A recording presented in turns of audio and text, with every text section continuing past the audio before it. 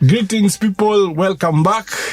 This is SME Unleashed. My name is Edwin Obonyo from Strathmore Centre of Value Investing.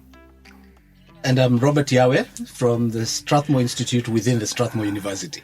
Ni jamu wa SBI. Acha kudanganya. Why are you helping us today? I'm not helping you. I'm around. I'm now moving. You are saying you're in SI. Today I'm in SI. Now we have a guest with us, a big gentleman who knows very many things about human resource, people, personnel. His name is Raphael Karanja. I work at Strathmore University Business School as a people and culture manager. Okay, give us a background, Raphael. Where are you from? How did you get to the human resource? No, that's where you from means at Patie. No, just making sure. Yeah, gives us his journey. Politically correct. Yes, gives us his journey. Very good. Thank you, Edwin. My background actually is in mathematics. He's a statistician. So this place is full of Sims people. Yes. No, he started in Sims, so even... Okay. So yes, that's where I started. Back then called School of Finance and Applied Economics. Interacted with parents, lecturers, students. Then later on, at around 2017, I felt I need to wear a different hat. And that hat was to help people, serve people. So I shifted my career from mathematics to human resources, what in Strathmore we call people and culture. So I've had that stint from 2018 to date, and it's great serving people. How long do you do the maths? I still do the math even today. I know for calculating people's No. There's actually more to it. Let him finish. No, I just want to know when he switched, sort of created a new career. So I switched my serving people, which is close to my heart, to human resources. But in class to date, I teach SI, Diploma in Business Management and Diploma in Business Information Technology. I teach them business mathematics. Yeah. So he moonlights. So once a mathematician, always a mathematician. Yeah, he moonlights. Yes. He moonlights. But now he's here because of his people and personnel management hat. To give us insights on what SMEs need to know or consider within their small business. No, I think we need to base it on his part of the faculty of the KOMA program. I was getting there. You're going round in circles. So Raphael was part of our KOMA faculty. KOMA, of course, for those people who don't know, is our mindset intervention program. We redefined it. That helps SMEs, founders to really look through how they want to grow and what the future looks like in conjunction with the banks. Most recently, ABSA.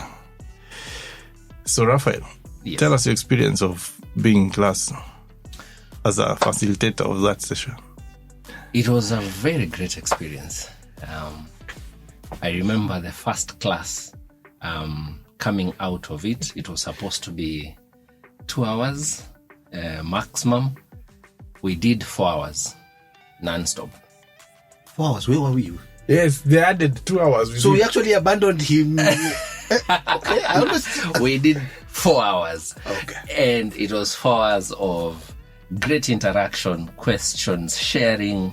So it was a really, really rich session. And after that, we were really looking forward to the next one. What possibly made it really rich is because of the compliance, legal compliance. Or let me call it compliance and legal considerations that MSMEs need to know in the current work environment.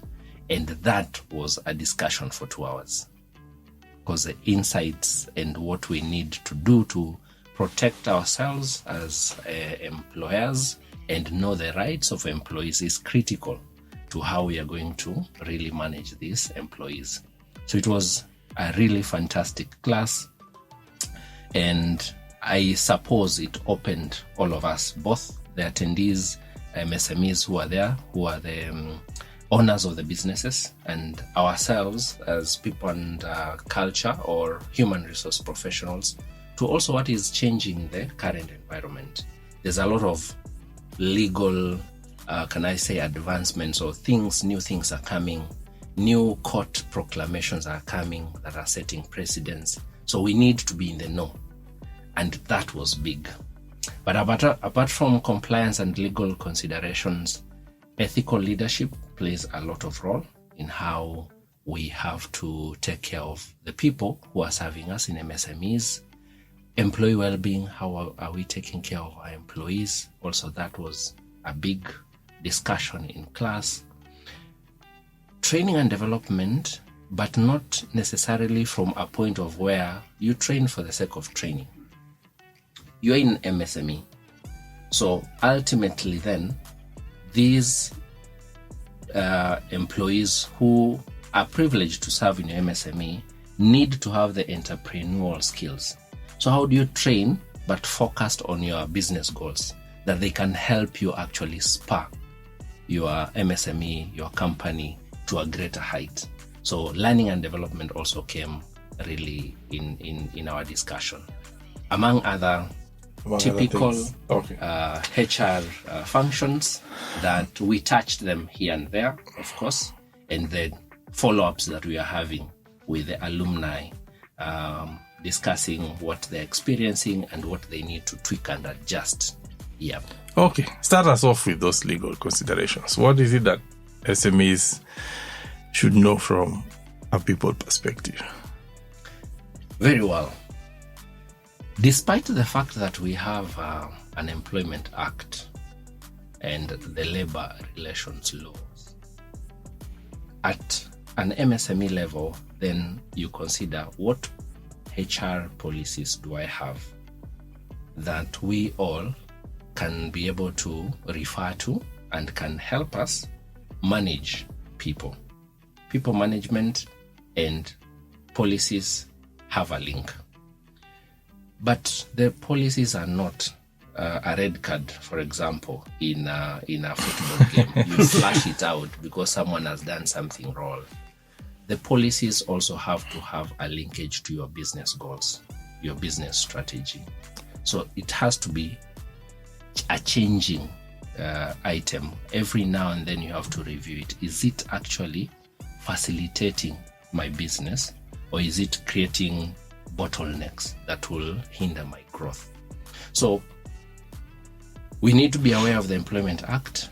We need to be aware that we need to formulate HR policies and other policies of the organization. We need to be aware of, we are working in an environment where we need to take the safety and health of the employees superior. So the Occupational Safety and Health, Work Injuries Benefits Act, some of those are the considerations we need to have. And definitely, whenever we see in the media an article of this person has gone to the Employee and Relations Court and has been awarded X, let's read that also, because that judgment may just have formed a new dynamic to how we need to treat our employees. So it starts with policies. I think what Raphael is telling us is the laws are out there. And it said that ignorance of the law is no defense. Very true. So I suspect what's going on out there, and maybe you can correct me, is that our SMEs are unaware. And it seems no one is going out to make them aware. Because by the time they realize that they are liable, it's usually they fired someone who then went off and found a lawyer who then took action, and the next thing the person knows is they are running into court. Exactly. So who really should be responsible for this intervention? Making sure that at least the SME understands what are their minimum requirements. Very good question. So from the KOMA program, we were bringing the business owners to that level of saying, hey, I need to check, what do I have? And depending with the size of the business, there are those who had HR managers, those who had HR officers, those who had chief operating officers or such. Then they are tasked to put certain measures in place, or having identified the gaps that we did during the program. What are the gaps that are there? Then how can I fix the gaps? So I'll start with the business owner, because certain times, and by nature, so I've employed you, I may feel I am the law, I am superior. I do not need anyone else to tell me how to manage you or to fire you. Yes. Then you get yourself into trouble. So that program was very good for the business owners to say, hey, okay, here I have a gap. So what do I do?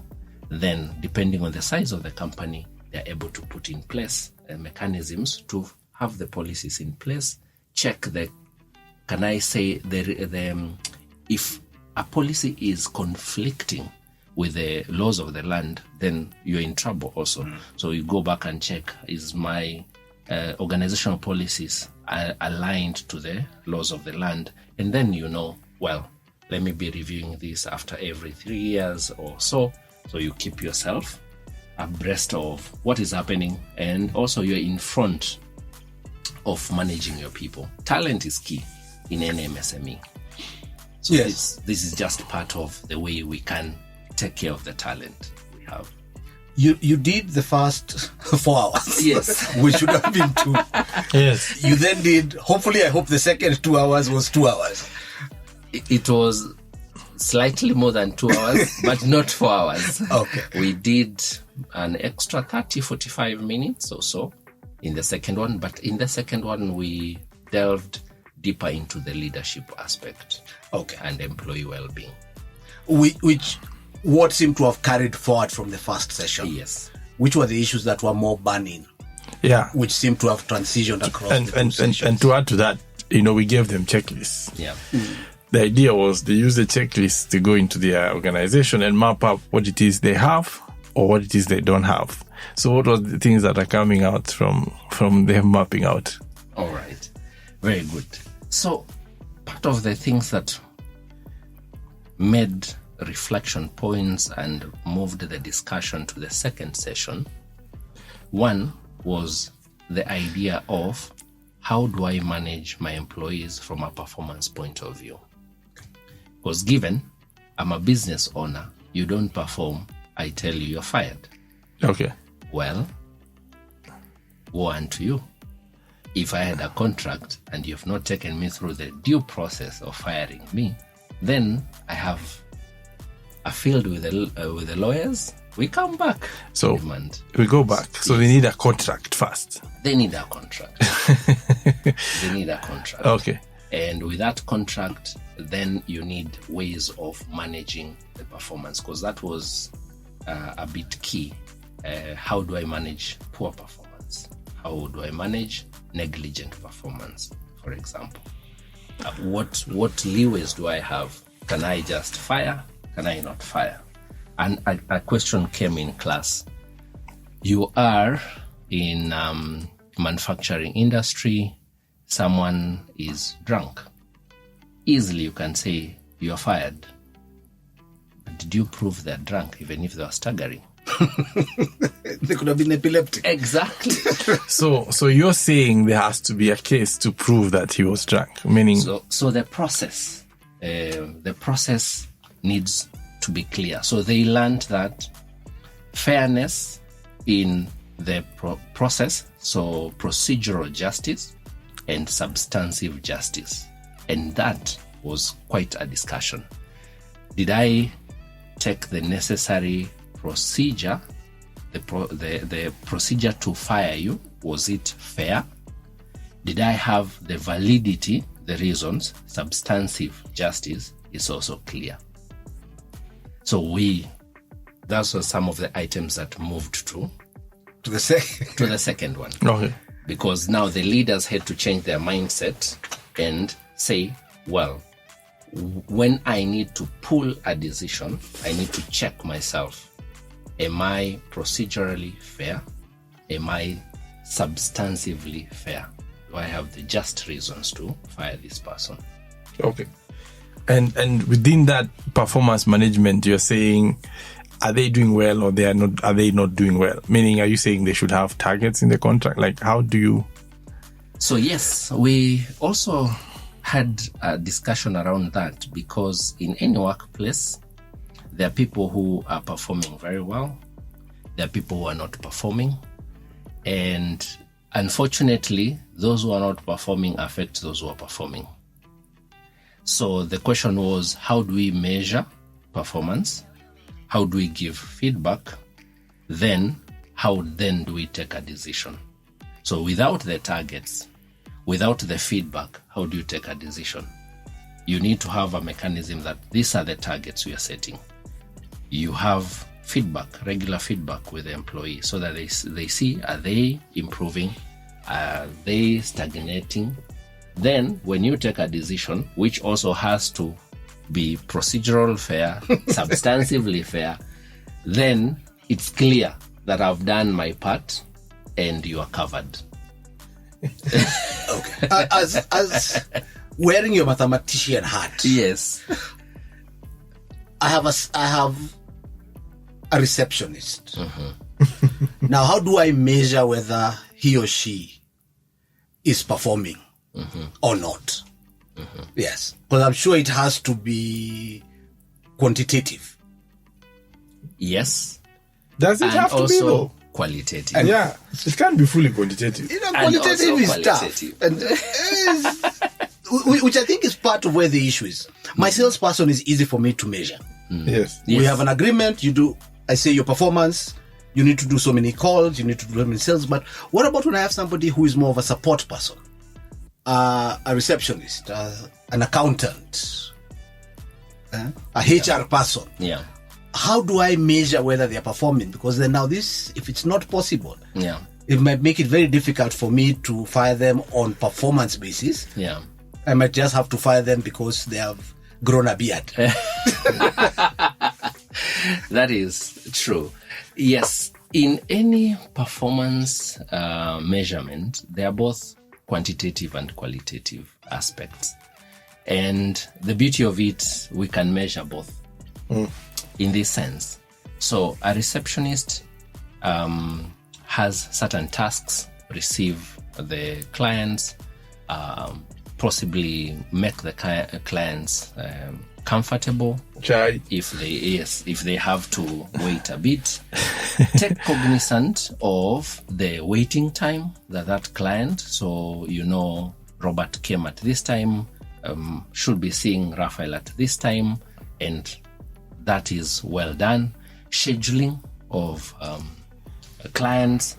So it's very easy then to measure how long is the receptionist taking to respond to clients' queries. How are they responding to those clients' queries? Are they leaving them hanging? Some of these MSMEs have their WhatsApp, have Instagrams, have Twitters, Yes. and possibly the person also at the reception, or maybe they may be having a different person, is in charge of monitoring that and responding. So imagine you have asked, let's pick an example of a product you want. Let's say it's a phone. Yes. This is a phone company. You have asked, I need iPhone 16. Then you get a notification, no, we don't have that. Ends there. So when you monitor this, then there's a problem with this receptionist, or there's a problem with this person who is managing your social media. Because the idea then will be to make a follow-up. Hey, Robert, we do not have that, but these are the options we have. What would you like to replace it with? Or how can we help? Now, that is a client person, a client-facing person who is out to make the business grow. So that aspect there, it can also tell you the attitude. So if I left you hanging, then what's my attitude? That's qualitative. Okay. Now, do I put that in the employment contract? What is expected? Would my KPIs go into the performance contract, or do you do I need to give the staff member a different level of what is the expected performances and how they will be measured? So I'll say there are three things we need to do as MSMEs, possibly to manage our staff well in performance. A contract, legally binding document. It does not need to spell out my KPIs, not at all. Okay. So a contract that is well done, it's a legal binding document. As you go on, how long should that contract be? A year, 2 years for the SMEs? What would you advise them? It depends. It depends with the role. It depends with, again, I'm taking cognizant of the financial sustainability or capability of the MSME. Okay. So you could have, which was something else we discussed, types of contracts, and then which ones work for you, which ones may actually, and now here I'm shifting from employee champion to employer champion, which one can defend or protect you from certain legal aspects. So that was another discussion. But going back, so a contract is what? A job description. Okay. So as a receptionist, what's my job description? Then now it's January, we sit down and say, in this year, these are the key performance indicators that I would like us to measure. Yes. So we are clear on what I'm being measured, emanating from my job description. But remember, why I go to that January is because jobs change, situations change. Yes. So you cannot stick to a 2020 JD in 2024. So that's why the KPI is good. And if I need to adjust my JD, I adjust my JD. But the contract, I've not adjusted it. So the JD can vary. JD can vary. We agree. Possibly it's been enriched, or it has been enlarged, or there's certain roles you have taken, which is okay because that's part of growth. And then we sit down and say, this is what I would like us to achieve this year. And we set them out. I'll review at Q1, Q2, Q3, like that. But also if I've done that, then I also at times might need to change the contract. At times, yes, when it's necessary, with the consent of the employee and the employer, you can change. Wow. Even me, I'm learning new things. It looks like it was not if only you for the learning, then you're in the wrong stuff. Yeah, I mean, it looks like it was just not. It was not for the founders. Yes, so he was just giving us a brief on what SME founders should know, and we had started with the legal aspect, and he said one part of it is performance management, and he broke it down very well, saying you need to have a contract, a job description, and then after that, measures. Yeah. Regular reviews. And regular reviews. Yeah. So me, I'm asking, I'm an SME owner with 10 employees. Raphael is saying I should be doing all this with all 10. Isn't it, Raphael? Yes, all 10 employees. All 11. Including himself. Yourself. But isn't that a lot of work? And I'm playing devil's advocate here. How can I sit down with all 10? Very good. Is it a lot of work? Not necessarily so if you take cognizant of what we call organizational design. As you grow, you need to redesign the organization. So when I started with 4 employees, 5 employees, and I'm really growing and things are looking well for us, which we want that to be the case, then redesign. Have team leads. And as such, then you've delegated the responsibility of doing performance management to the team leads. Then you grow, you have managers. You grow, you have directors, etc. That's what we call the organization design. So at any given time, you keep your bird's eye view, but through few people who are also taking care of other people. I think what Raphael is bringing in is very critical. Note he never said scale. Said growth. Yes. And when he talked of growth, he said, you bring in managers, you bring in supervisors, and what you're doing is you're growing the pyramid. Yeah. And that, I believe, is where our SMEs are having a challenge. Yeah. Because what then happens is, because they don't have JDs, especially, what happens is you just keep loading more work on fewer people. Yeah. Then when you recruit, you're not recruiting with a clear, defined process on where the person is coming to fit in. Yeah. So you find most SMEs have two levels: the founder and then everyone else. Employee. And then everyone else, literally everyone reports back to. And that, I believe, is why our SMEs are not able to be sustainable or to even take advantage of the opportunities that present themselves, which will allow them to grow. So the key question here is, and like part of what Edwin might have said was, could the issue be that when we had 3 employees, we did not structure for growth? So we continued operating as if we had 3 employees, even when we had 30. So then the key question becomes now, how do we get some of these SMEs to backtrack in a way and then go back and put into place what they missed to put into place, the organizational structure and the rest, so that they are structured for growth? Yeah, and I guess that was part of the things that were coming at the class, KOMA because program. we already here. Yeah. What do I do? Yes. And you've put it very well, Robert. True. When we start off the businesses, sometimes we do not predict or forecast the growth. And we find ourselves in a situation, for sure, taking care of 20 people, you'll ask me, I can't. Kila mtu anajua kazi yake. Everyone knows what they need to do, so I do not need to police everyone. Yeah. Then it leads us to problems. Just as we do HR policies and organizational policies reviews, it's the same mechanism on organizational design.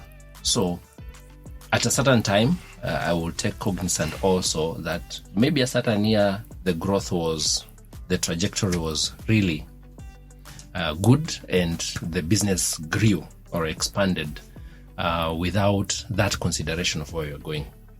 So there's something we call job evaluation and analysis, which means then sort of you take a pause and see how is the organization at the moment. And at that moment, what you're actually building or what you're redesigning is organization. So, and I would also say sometimes you don't need consultants, heavy weighted ones or something. It can be a pause of, what is my business? Let's say electronics. Well, okay, what are other peers of my level in the market? How have they structured the organization? Then again, those are your benchmarking. Then you look inward and say, okay, what roles are critical? So Robert came as a receptionist who has become a salesperson, who has become a driver. It's not working. So let's rearrange that. And what reporting lines are there? So you are constructing an organizational structure in it. And as you're constructing that, then you're constructing job descriptions and specifications of people you need. As you're doing that, again, you are trying to see how much do I need to pay? So you're evaluating for the driver. Now that I've removed that role from Robert, how much am I supposed to pay? For that part of sales, how much am I supposed to pay? For that part of receptionist, how much am I supposed to pay? Once you have done that, then you take another pause and say, what's the future? That's my peer who started from here and now is there. Okay, that can be another benchmark of what's the future possible responsibilities we have. You put those and possibly color them even different. So you know, when this driver grows, this is the trajectory they may grow into in the future, so that I don't do it every year. That one, you can do it every 5 years. You check and say, how are we structured? Okay. Keyword, pause. Ah, Or in other words, KOMA. Now, it's very critical. So I think we now have KOMA 2.0. what? Organizational Design and redesign. You want to teach founders that now? Yes. I think what we've done, we've made them aware of where they could have gaps. Now we need to explain to them how to restructure the organizations to deal with the gaps for growth. What about Nukta? Nukta is also part of this conversation. You can call it what you want to call it. No, Nukta was different. For me, Raphael said you pause again. Because what has happened is we gave them the first pause. And that's why I've said KOMA 2.0. Yes. We gave them the first pause. We keep on giving them pauses. No, we can only, you see, until they have achieved the right mindset, like we say. You can't start the engines unless you're sure everything is in order. And that's what Nukta is supposed to do, is literally to fire up. But the question is, are you ready for it? Do you have, because like we're saying, you started off with, you've been operating as if you have 3 employees. Yeah. Chances are the first 3 were relatives or were referred to you by a relative. So even if a legal issue comes up, chances are you'll call the parent, you'll call the grandparent, you'll call your brother who brought them, and you'll sort out the issue. But now you're getting to 20, 30 people, which means there's no family linkages. Now, there's no need of growing this business if you're at high risk of legal action from your staff. Like you say, I like the one where you say, I started as a receptionist, I became the driver, I became salesperson. But now we have a crisis here. Yeah. If you take away these 2 roles, so which role am I going back to? Or should I move up to a higher role? Very good. I'll go back to what I mentioned about the entrepreneurial mindset, spirit, yes. or mindset that we need to inculcate in the employees, because they are the ones making the organization grow, the MSME grow. So it's not bad to put different hats, but at the same time, at what level of defining the person's role? So if that person then, because we started with them, 1, 2, they are a good performer. Yes. So that should, if they're not a good performer, then we go to something different, Yes. a very different conversation. If they're a good performer, they have the, the culture and the values of the MSME or the organization, then could that person possibly be the team lead? Yes. Or the supervisor?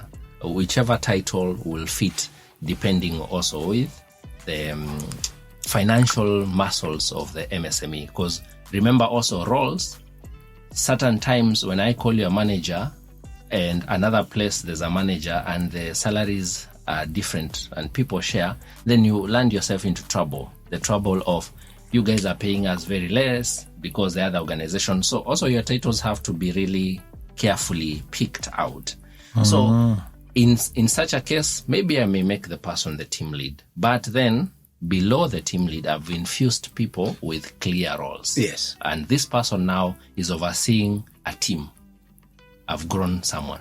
I'll not oversee the people who are under that person anymore.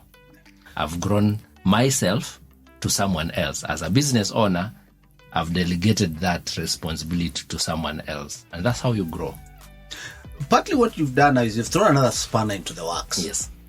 In that what you're telling me is that the way a large corporate recruits is actually not the same way that an SME should recruit.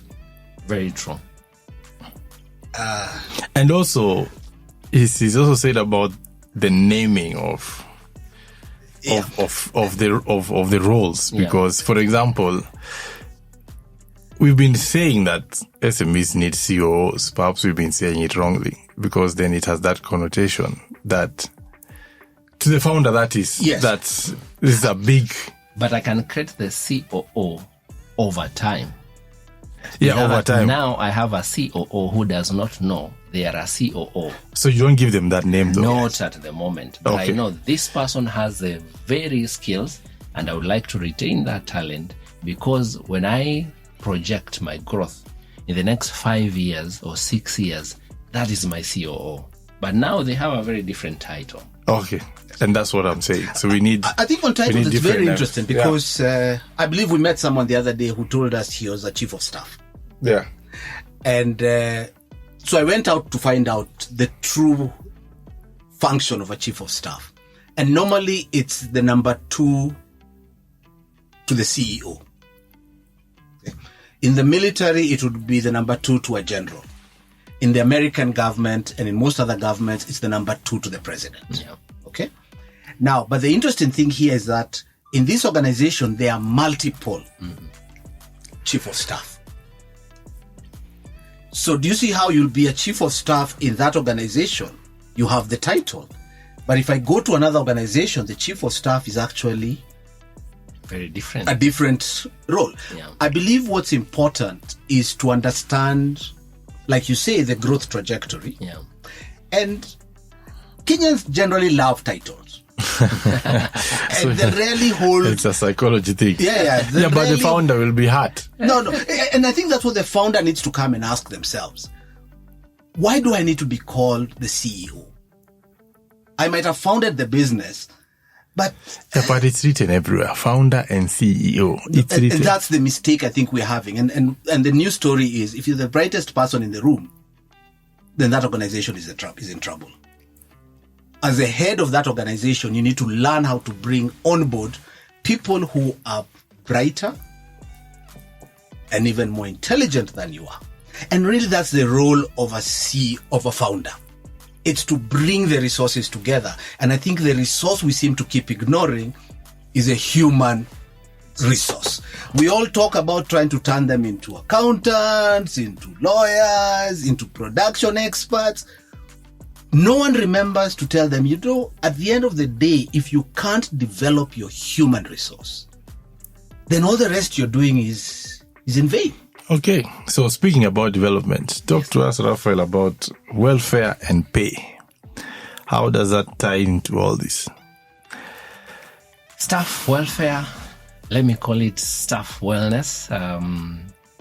For the SME, of course. For the MSMEs, yes. And pay. So I'll start with staff again. Taking care of our people so that they can take care of our business.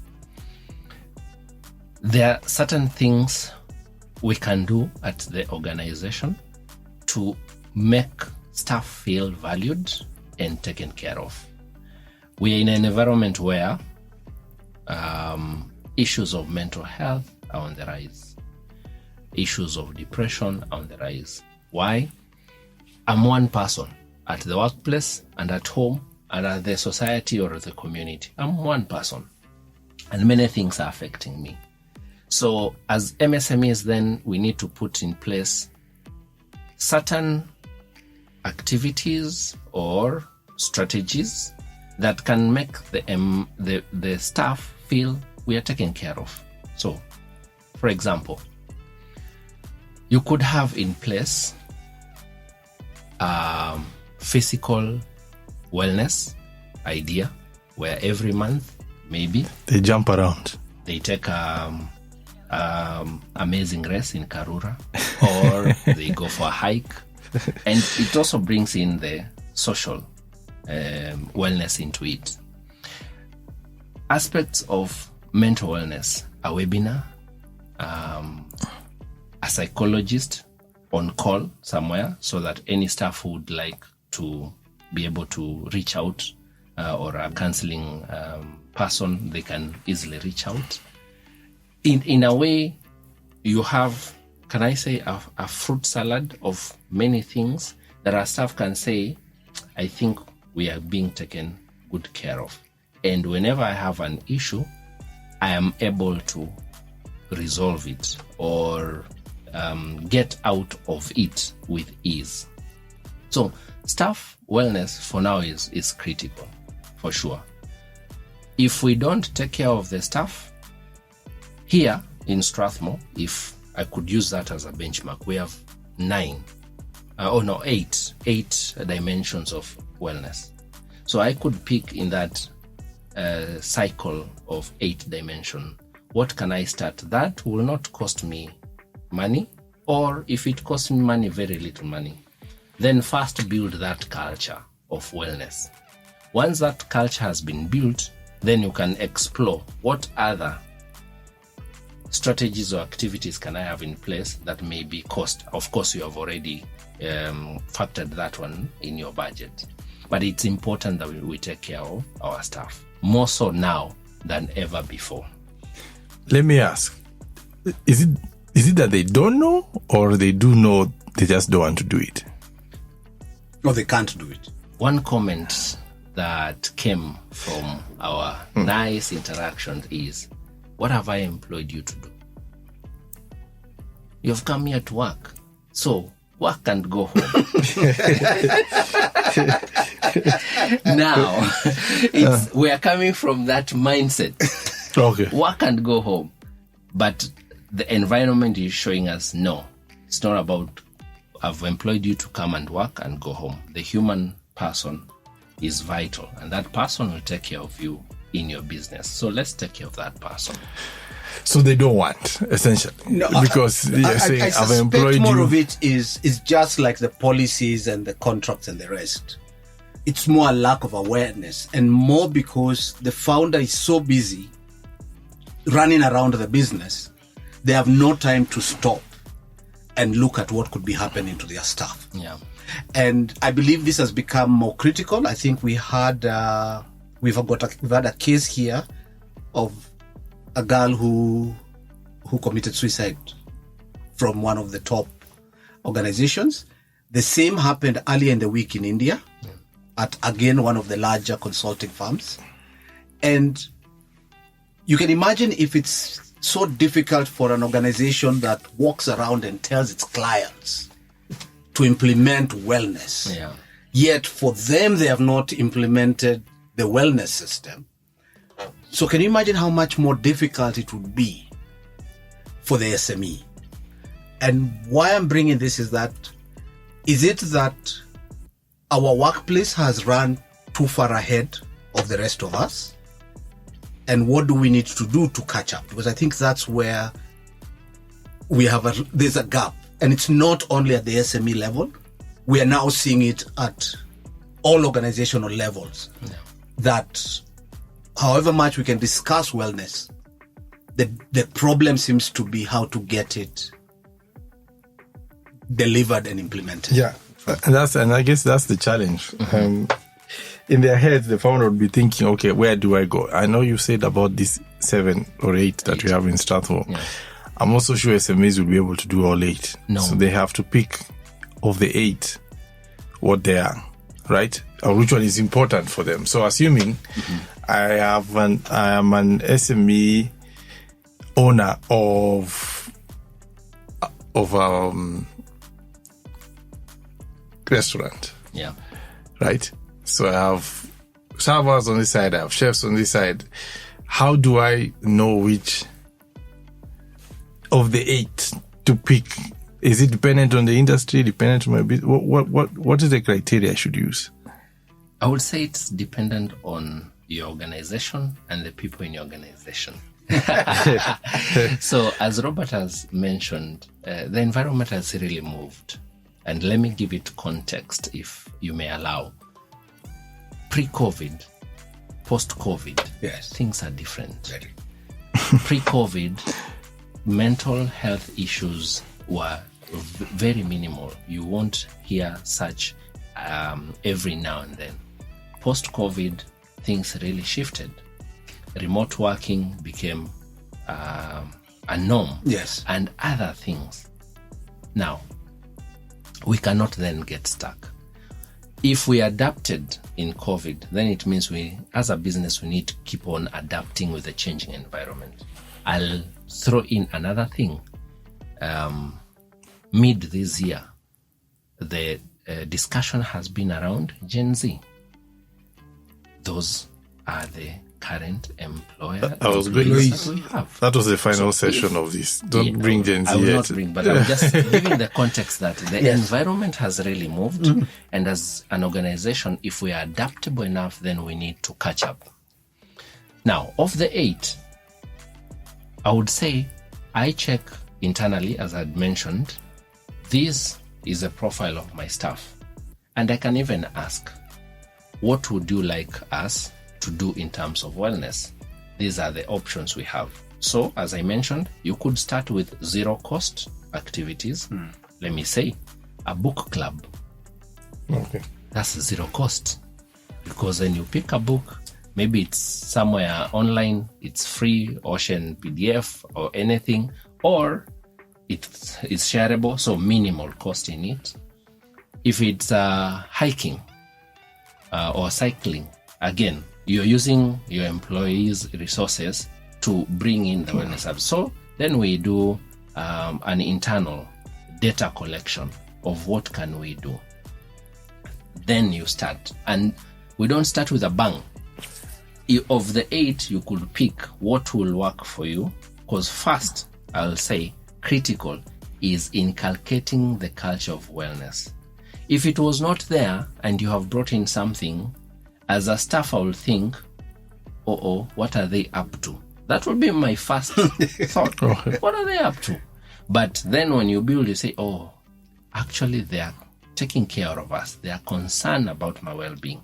I open up into it. I start now giving ideas. By the way, you have done this for us. We can actually do this. Or there's a group here that is suggesting we can do X, Y, Z. And that fits in. As the culture grows, the other side of the finances you are checking, what is it that we can take in that is cost relative to our ability? And you grow over time. Okay. I hope you've had or been listening to the previous episodes. We are trying to shed light and insights from our journey with SMEs. Raphael was just talking about wellness, broke it down really well. And now we're taking it to another area, which is pay. How should they handle pay? Very good. You can never pay any staff well. Seriously?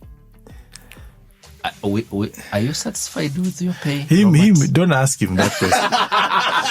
Don't ask him that question.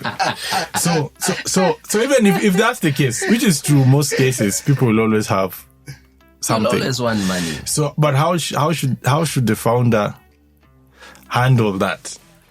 Very good. Yeah. So first, yes, we will always want more salary increase and we'll always want more money. So that's a reality in the workplace. And there are various categories of employees in the workplace. And I think Dr. Ogutu, the Vice Chancellor, Strathmore University, have touched on such. Those who are inclined to careers, those who are inclined to titles or money or promotions, those who are inclined to serving. So extrinsic and intrinsic motivation. Yes. So that we need to be cognizant. You have to bring in numbers. Okay. But at pay level, I would say as a business owner, what should make you comfortable is market comparability. Am I paying similar to my peer in the market? Then if you're losing your employees to large organization, that's okay. It shouldn't be a worry per se, because then you cannot pay as if you are a multinational. Not really. But comparative to your peer, am I at par with them? Or is there comparability? I can say this competitor, equal size, a bit of equal turnover, etc., are paying relatively the same with me. Then you'll be comfortable. And that is something also we need as business owners, or those we have delegated the duty. If you have a HR manager or an operations manager, need to keep on checking and seeing what is it that the market is offering and what is it that we are offering. Then structure the incentives.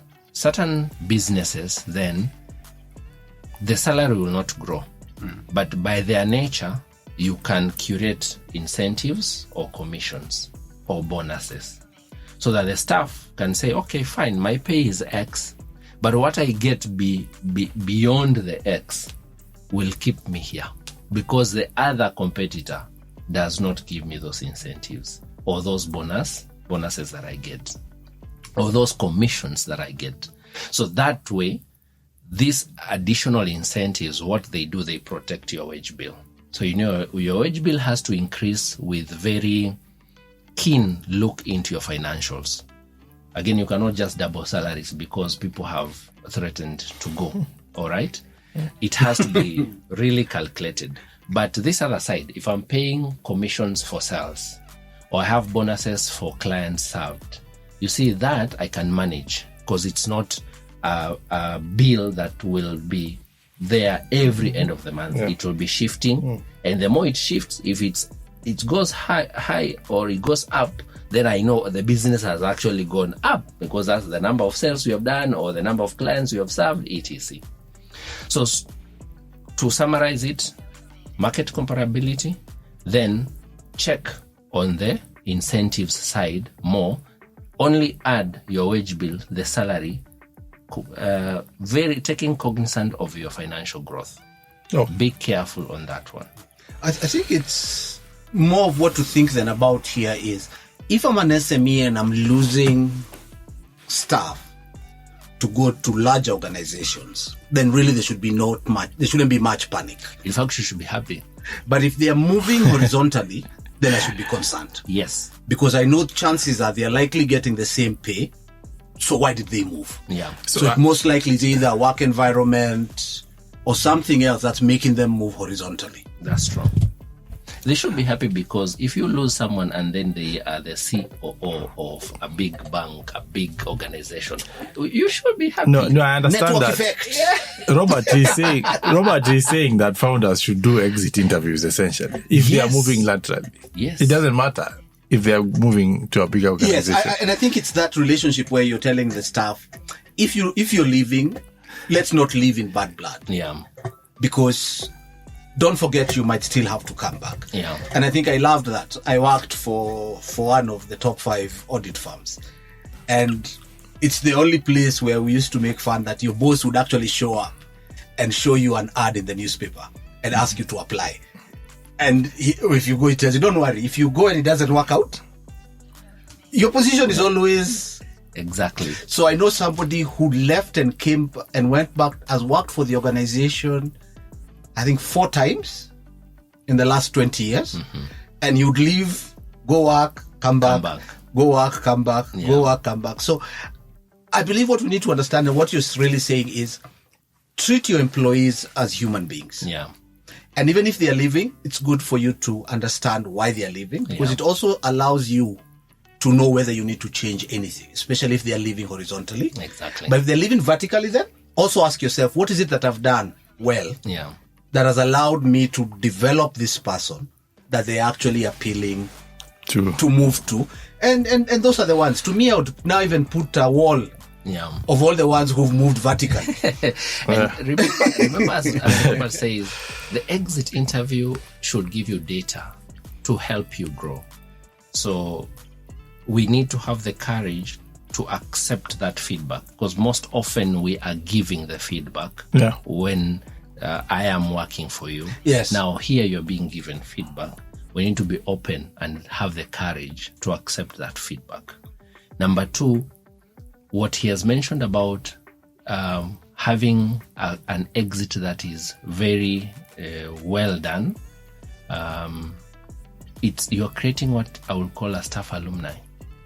You've gone to organization X. When you're coming back with new skills. So I can accept you back because you left on good standing and it was cordial.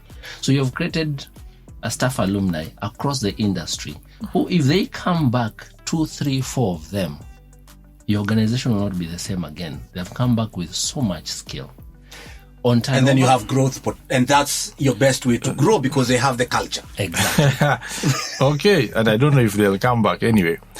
I think the question is more of, if you retain that relationship, chances are it's most likely somebody you can call once in a while. Yes.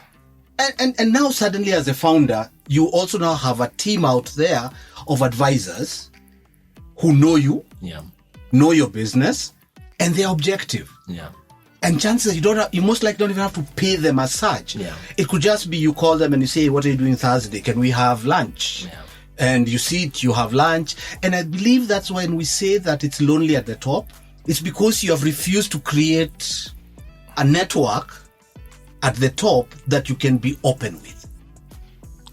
And for the SME, I think it's very critical. I think this is opening up new avenues. The other statistic we shared in the program during the class, for the founders to just be open, people will leave. There's a statistic currently, people are in the workplace for 4 years, 4.5 years. So if an employee serves me for 4 years and wants to leave, that's the statistic currently. That's the average duration. Exactly, Okay. the average duration. So with that, then it means as a founder, the challenge, first, I have accepted they live within the statistics that are there. But two, how have I created my business to adapt to those changes so that when Robert leaves, the company collapses? It shouldn't. So what have I done that when an employee has left, the company still goes on? Okay. I think that one is fairly part of KOMA also. It's the systems that should run the business, not the staff. Because if it's the staff who are running the business, then departure becomes painful. Yeah. Yes. It's because there's a big gap being left. Then we go to one key thing, that is happening now, only because of our demographics. So the new hires of any SME will be people born 1996 downwards. Is it downwards or upwards? It's upwards. Upwards. 1996 all the way to people who graduated this year, 2024. Strathmore graduation is in June. No.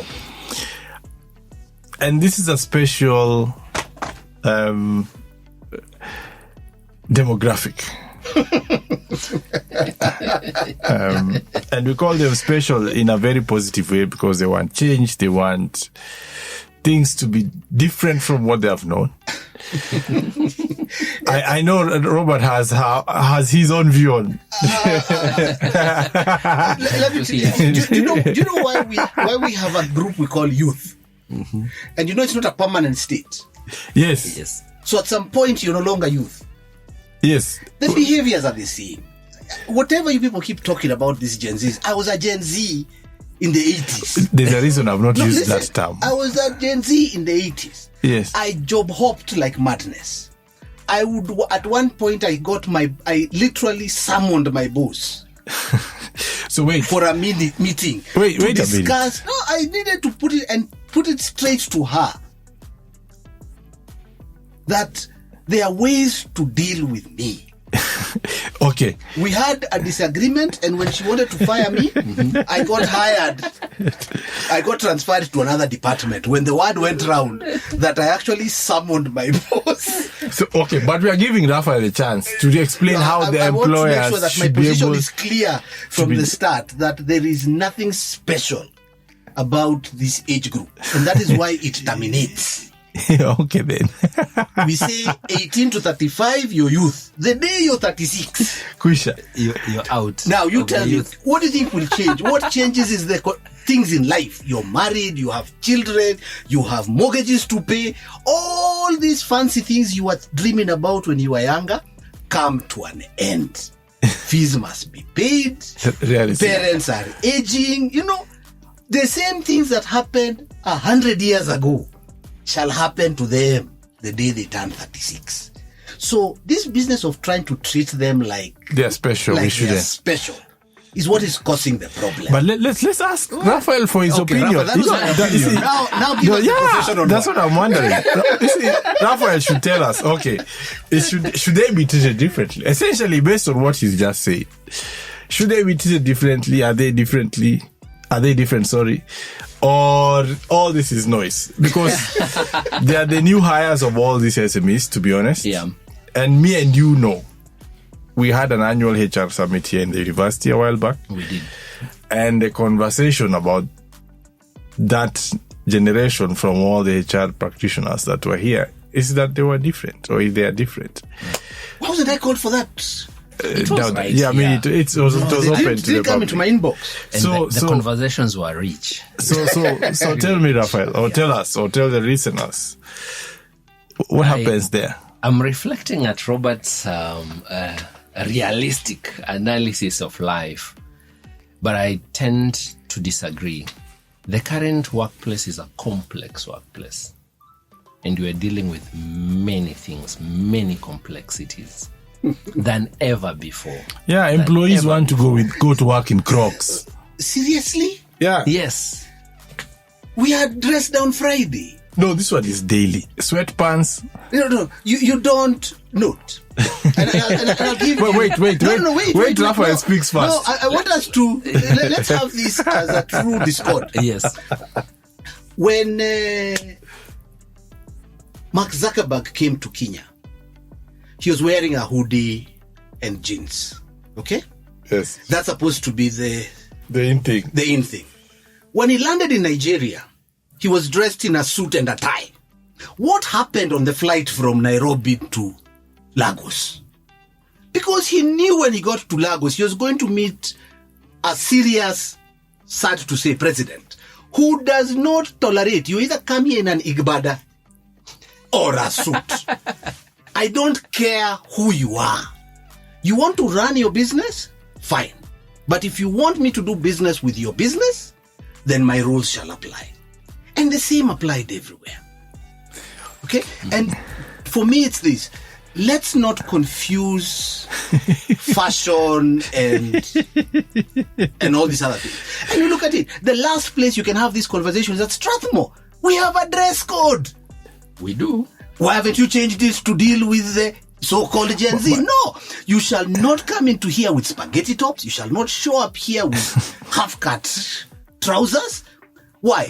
This is the last place to try and claim that the Gen Z needs to be treated different. Raphael. And I'm 110% in agreement with the university. With the Fine. university. Let's hear from That's Raphael. true. Let's That's hear what true. Raphael thinks. And we are Raphael, not tuambie. asking, because we have to differentiate. When we say we're in a complex work environment with different generations and with different, in a different environment of employment, if I could say so. Remember, we have just spoken about staff wellness. That's a complexity. And I'm not saying it wasn't there before. It's just that what is happening now may be different than what was there before. Okay. Number two, we're not saying organizations or MSMEs to change their values or culture system. Not at all. Because then we have gone off. What's your identity as an organization? We are not changing our DNA. But what we are saying is that generation called Generation Z may need a different approach of management or leadership, a different approach of benefits. And it doesn't really harm you to say, let me check at my staff profile and speak to their heart.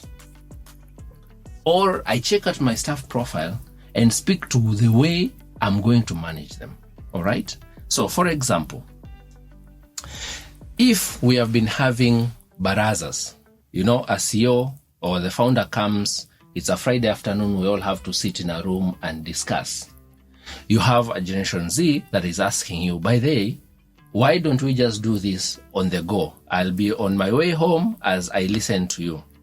They're telling you, something ought to change. Has that changed the value or the culture of the organization? Not really.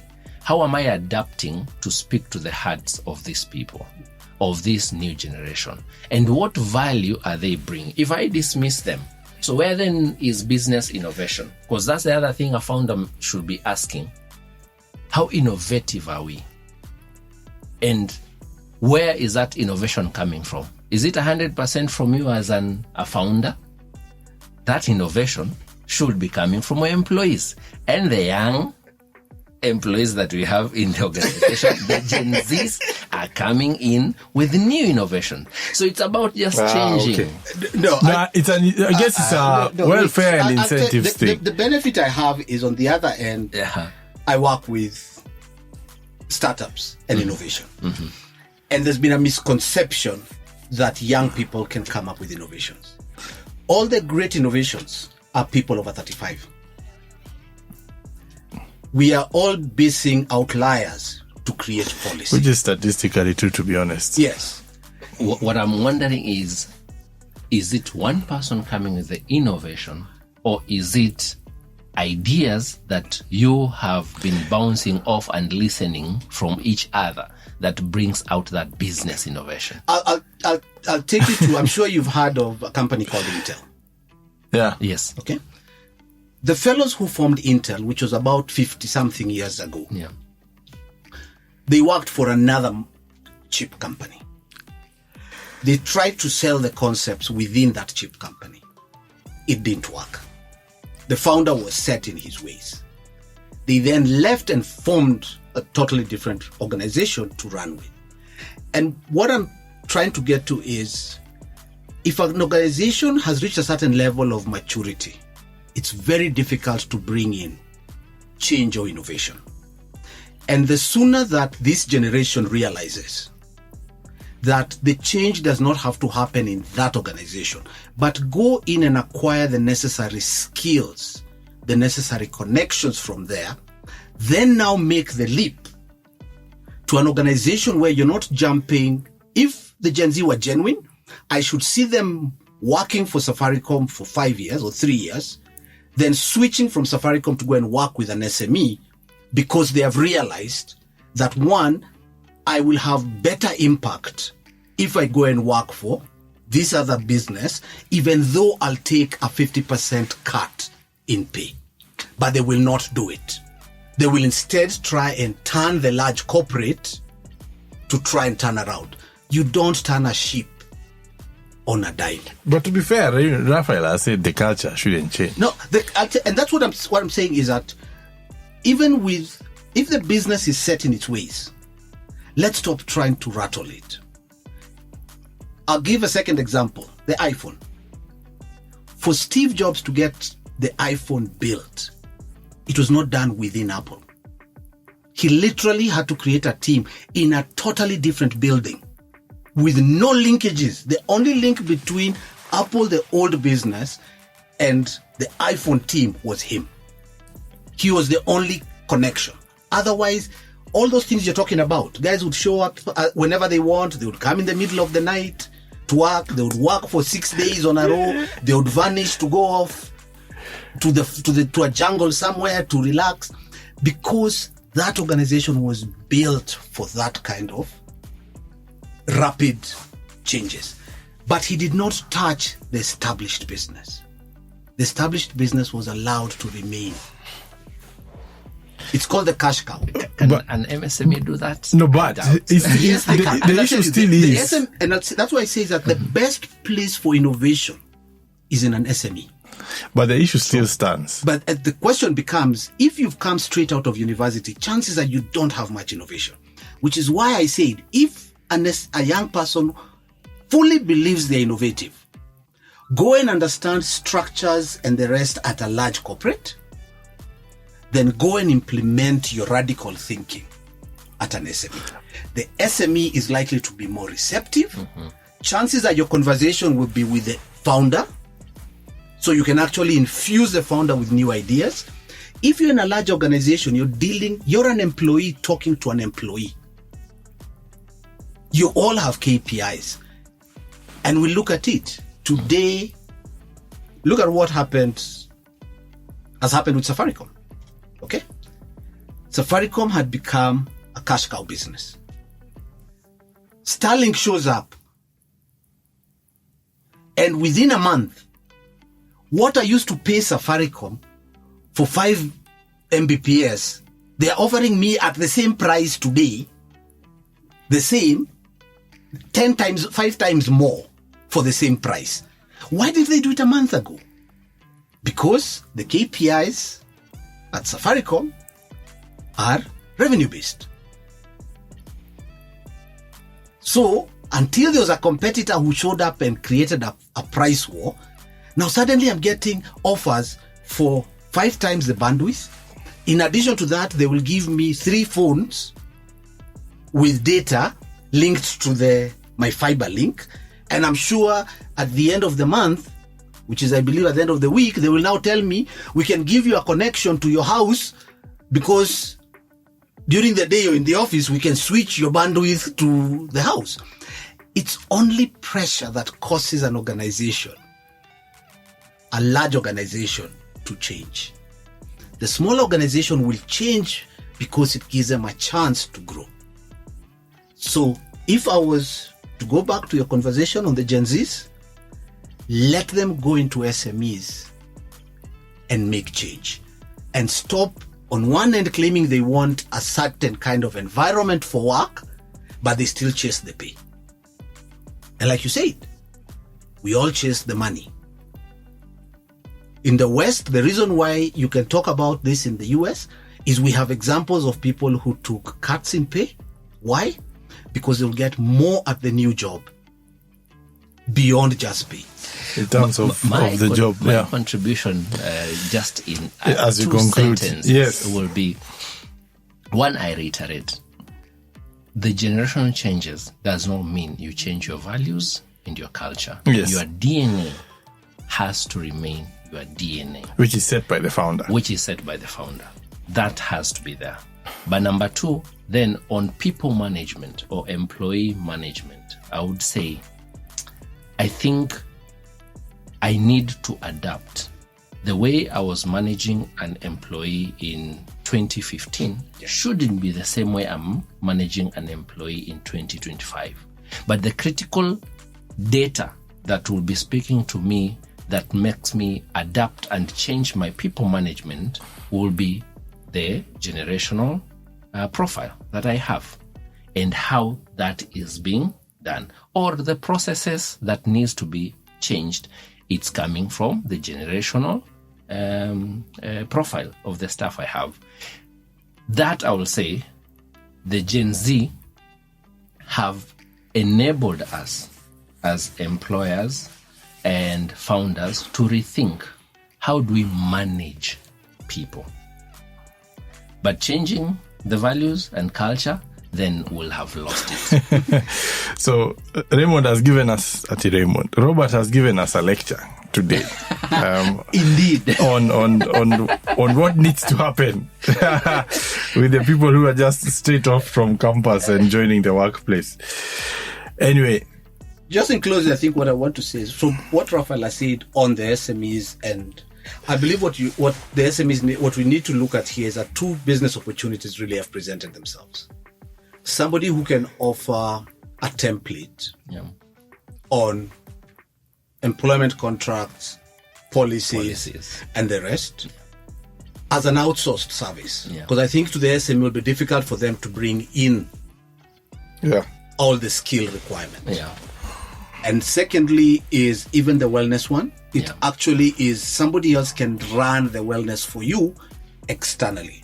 And that way then what you're able to do is to amalgamate multiple SMEs, whereby you're saying, fine, we'll do this Naivasha trip, but you're picking up 5 or 10 SMEs. So those are other opportunities that present themselves. It was done in the construction industry. They now have the Ministry of Public Works developed a contractor contract. So literally all you do is you buy the contract. It's already printed and bound. You put in the party names. You put in the amounts. You all sign, and then you file it to the Ministry of Lands. And that becomes a binding contract for that project.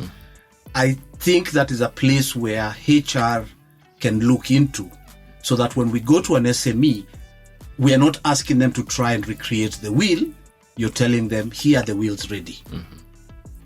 All you need to do is have your employee sign, have me sign, have a notary who will also, so that you have a binding legal document on that. And then also on doing reviews.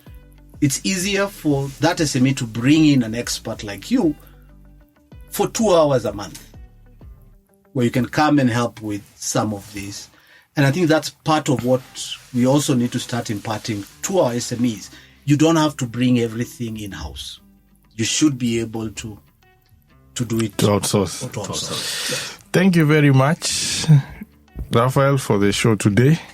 We've had a good time. Thank you for teaching us, even us in the studio, about what needs to be put in place from a personnel perspective. Human resource. He keeps on saying personnel. Look at him. He tells you his age. He's older than I am. Oh, it's changed. And even you have moved from human resource. I don't use human resource. People. Yeah, but people in personnel are more or less the same. No, they're not. Okay then, people, thank you for that as well. You guys are making me look so old. Thank you so much, Raphael. As we conclude, anything that you've heard from today can still be implemented by Strathmore Centre of Value Investing, as we've been talking of it through the shows if you've been listening to all the episodes. Anything that you need assistance with in terms of your SME, be it accounting and finance, be it people today, as Raphael has said, SCVI can help you with that. Our email is scvi@strathmore.edu. scvi@strathmore.edu. We are finalizing the show. My name is Edwin Obonyo from Strathmore Centre of Value Investing. And I'm Robert Yawe from Strathmore University. I'm Raphael Karanja, Strathmore University Business School. Thank you for having me here. Asante sana. See you next episode.